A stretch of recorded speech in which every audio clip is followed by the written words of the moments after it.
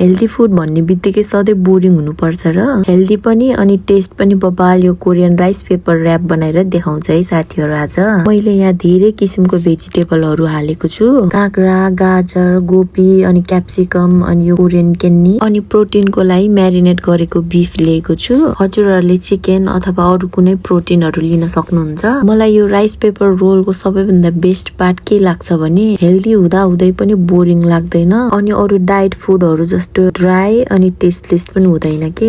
Specially vegetable मन नपर्ने साथीहरु हुनुहुन्छ भने एकचोटी यसरी बनाएर खाएर ट्राई गर्नुस् है साथीहरु, तपाईहरुले रिग्रेट गर्नुहुन्न के। प्लस वेट लसमा पनि एकदमै हेल्प गर्छ योले, एकदमै फिलिङ तर लाइट फुड हो यो, त्यही भएर ओभर इटिङको पनि चिन्ता गर्नु पर्दैन। अनि राइस पेपर रोल सँग खाने चाहिँ थुप्रै ससहरु हुन्छ, तर मलाई चाहिँ चिल्ली सस सँग एकदमै मिठो लाग्छ।